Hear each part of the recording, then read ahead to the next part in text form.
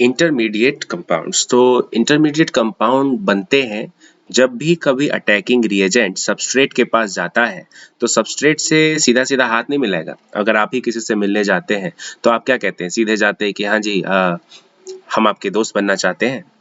नहीं, फ्रेंड ऐसे नहीं बनते। फ्रेंड बनते हैं, आपको एक दूसरे को समझना पड़ता है, समझते हैं, आपस में झगड़े सुलझाए भी जाएंगे, है ना। सो अटैकिंग रिएजेंट सबस्ट्रेट के पास आया, सबस्ट्रेट के साथ हाथ मिलाया और हाथ मिलाने के बाद दोनों ने एक दूसरे को समझा। ये स्टेज जो है, जो एक दूसरे को समझने का स्टेज होता है, इस स्टेज को हम लोग बोलते हैं इंटरमीडिएट स्टेज। इंटरमीडिएट बीच का स्टेज है। सो इंटरमीडिएट कंपाउंड बनने के बाद, एक दूसरे को समझने के बाद, अब वो कहेंगे कि हाँ हमें दोस्त बनना चाहिए कि नहीं बनना चाहिए, हमें मेन प्रोडक्ट बनाना चाहिए कि बाय प्रोडक्ट बनाना चाहिए, राइट। सो अटैकिंग रिएजेंट पे पूरी ऑर्गेनिक केमिस्ट्री बेस्ड होती है। ये जाता है सबस्ट्रेट के पास कि सबस्ट्रेट भैया हमसे दोस्ती कर लो, तो सबस्ट्रेट कहेगा ठीक है दोस्ती जरूर करेंगे, लेकिन हम एक दूसरे को पहले समझने में टाइम बिताएंगे, and that stage is known as intermediate stage. So इसको समझना भी बहुत जरूरी हो जाता है। तो intermediate compounds, when attacking reagent attacks on substrate molecule, there come a stage before forming a product, that is intermediate product.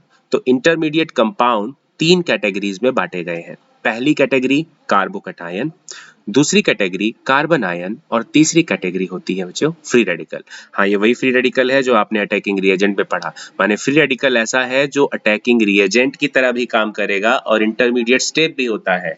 माने ये अगर free radical as an attacking reagent अगर है और वो किसी के पास जाता है तो हो सकता है कि वो उस सबस्ट्रेट को भी फ्री रेडिकल बना दे। Yes, it is quite possible. देखेंगे कैसे बनता है। तो एक एक करके सबसे पहले हम लोग स्टडी करेंगे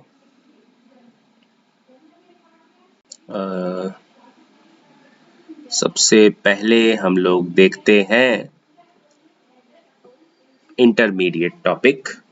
इसके अंडर सबसे पहला स्टेज आता है कार्बोकटायन का। कार्बोकटायन और कार्बोनियम आयन।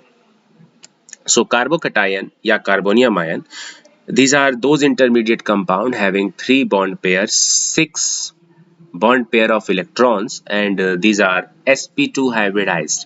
sp2 hybridization होती है, कार्बन एटम पे पॉजिटिव चार्ज होता है, कार्बन के पास 3 बॉन्ड होते हैं। एज यूजुअल स्क्रीन पे दिख रहा है हमको कि कार्बन है, कार्बन 3 बॉन्ड से हाइड्रोजन के साथ जुड़ा हुआ है और उस पर एक पॉजिटिव चार्ज भी है।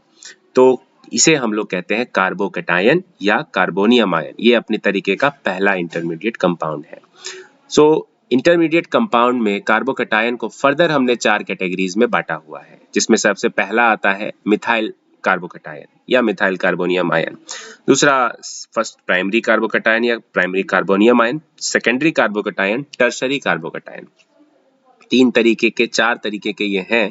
मिथाइल वाला मतलब मीथेन से बना है। मीथेन से अगर आप एक हाइड्रोजन निकाल देते हैं, एक H+ निकाल देते हैं, तो ये फॉर्मेशन होती है, ये मिथाइल बनता है, मिथाइल कार्बोकटायन बनता है, कार्बन विद पॉजिटिव चार्ज।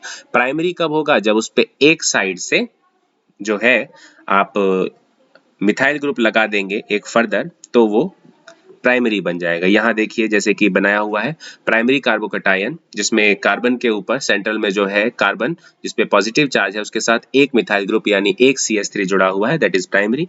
अगर 2 CH3 ग्रुप जुड़े हुए हैं तो सेकेंडरी, और अगर 3 जुड़े हुए हैं तो टर्शरी। स्टेबिलिटी डिक्रीज करती है टर्शरी से प्राइमरी की तरफ, मतलब इंक्रीज करती है फ्रॉम प्राइमरी से टर्शरी की तरफ। टर्शरी सबसे ज्यादा स्टेबल होते हैं, उससे कम सेकेंडरी होते हैं, उससे कम प्राइमरी होते हैं। वाइल स्टेबिलिटी की चर्चा हम लोग थोड़ा सा आगे करेंगे, अभी सिर्फ हम लोग कार्बोकटायन की ओवरव्यू लेंगे कि आखिर कार्बोकटायन कहते किसे हैं। तो हमने सीखा कार्बोकटायन वो कार्बन होता है जिसके पास 3 बॉन्ड पेयर होते हैं, एक पॉजिटिव चार्ज होता है, sp2 हाइब्रिडाइजेशन होता है। नेक्स्ट स्लाइड है अपना, जिसमें हम कार्बन आयन को देखते हैं। Carbon ion, this is again ion of carbon. So these are those intermediate compound in which carbon has 3 bond pair. Again carbocation में भी 3 बॉन्ड पेयर थे, यहाँ पर भी 3 बॉन्ड पेयर थे, लेकिन इसमें एक अब अलग आ जाता है कि carbon ion have 1 lone pair. और अगर लोन पेयर है कार्बन के पास, इसका मतलब कार्बन पे टोटल उसके आसपास 5 इलेक्ट्रॉन मुझे दिखाई देता है, बट कार्बन तो 4 ही शो करता है। एक मतलब जरूर किसी से लिया है इलेक्ट्रॉन, मतलब कि नेगेटिव चार्ज होगा। तो वन लोन पेयर के साथ साथ एक नेगेटिव चार्ज भी होगा। और क्योंकि एक लोन पेयर है, आप हाइब्रिडाइजेशन फाइंड करेंगे, count the total number of sigma and lone pair, तो hybridization of carbanion is sp3 hybridization. 4 तरीके के कार्बन आयन होते हैं, methyl, primary, secondary, tertiary, as usual same as carbocation. Carbanion भी 4 तरीके के हैं। तो मिथाइल वाला जिसपे तीनों तरफ हाइड्रोजन होंगे, एक नेगेटिव चार्ज होगा, लोन पेयर होगा। प्राइमरी कार्बन आयन जिसपे एक तरफ मिथाइल ग्रुप होगा, दो तरफ हाइड्रोजन होंगे और एक नेगेटिव चार्ज होगा। सेकेंडरी में 2 मिथाइल, टर्शरी में तीनों तरफ से मिथाइल ग्रुप हो गया। स्टेबिलिटी अगेन हम लोग चर्चा करेंगे जब हम लोग आगे पढ़ रहे होंगे इंडक्टिव इफेक्ट के टॉपिक को। आगे बढ़ते हैं। Free radical. तो देखो यहाँ पर जो कार्बन है फ्री रेडिकल में, अब इसके पास ना तो प्लस चार्ज है ना माइनस चार्ज है तो सिर्फ एक डॉट। एक डॉट की कीमत तुम क्या जानो। एक डॉट जो होता है वो कार्बन को फ्री रेडिकल बना सकता है। So these are those intermediate compound formed by homolytic cleavage. Again, free radical word means homolytic cleavage in the presence of sunlight. ये फोटोसेंसिटिव रिएक्शंस होते हैं। Free radical carries one unpaired electron on the carbon atom with the sp2 hybridised carbon atom, मतलब carbon की hybridisation sp2 है। Further ये 4 तरीके के होते हैं, methyl, primary, secondary, tertiary. Tertiary वो जिसमें तीनों साइड मिथाइल, सेकेंडरी वो जिसमें 2 साइड मिथाइल, प्राइमरी वो जिसमें एक साइड मिथाइल, और मिथाइल तो है ही, इसमें तीनों साइड हाइड्रोजन हाइड्रोजन होगा। स्टेबिलिटी आगे देखेंगे। सो ये जो मैंने बनाया ये थोड़ा सा बहुत जरूरी स्लाइड है, देखने में बहुत सिंपल लग रही है बच्चे, बट देखो मैंने जो जो लिखा है इसको एक बार रीड कर लो। इसमें कहा गया है कि when intermediate compounds are form those are very unstable.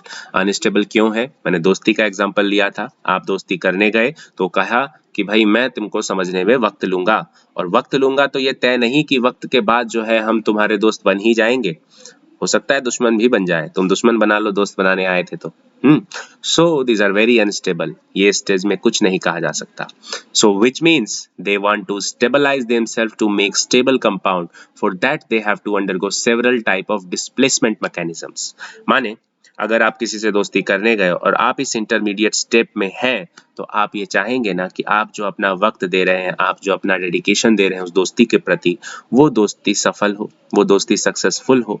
तो दोस्ती को सक्सेसफुल करने के लिए आप हर एक चीज करने को तैयार हो जाएंगे, आप सारे डिस्प्लेसमेंट करने को तैयार हो जाएंगे, अपनी लाइफ में एडजस्टमेंट करने को तैयार हो जाते हैं। सिंपल वे में मैं कहता हूँ ऑर्गेनिक केमिस्ट्री बिल्कुल ह्यूमन नेचर को फॉलो करता है। जैसे ह्यूमन लालची वैसे इलेक्ट्रोनेगेटिव लालची, जैसे आपका दोस्त लालची वैसे वो इलेक्ट्रोनेगेटिव लालची। डिस्प्लेसमेंट हुआ, आप दोस्ती के लिए कुछ भी कर सकते हैं। ऑर्गेनिक केमिस्ट्री में हर एक इंटरमीडिएट कंपाउंड स्टेबिलिटी के लिए कुछ भी कर सकता है, हर एक एलिमेंट स्टेबिलिटी के लिए कुछ भी कर सकता है। सो यहाँ पर वो कुछ मैकेनिज्म जाएगा, कुछ डिस्प्लेसमेंट मैकेनिज्म्स जाएगा। इस डिस्प्लेसमेंट मैकेनिज्म को हम लोगों ने फर्दर कैटेगरी में बांटा है, और यही डिस्प्लेसमेंट मैकेनिज्म डिसाइड करेगा कि मेन प्रोडक्ट क्या होने वाला है। अभी तक देख लो ऑर्गेनिक केमिस्ट्री के मैंने 7 स्लाइड बता दिए, 8 स्लाइड बता दिए, लेकिन मैं अब तक मेन प्रोडक्ट पे नहीं आया। बुक्स में शुरुआत मेन प्रोडक्ट से ही होती है।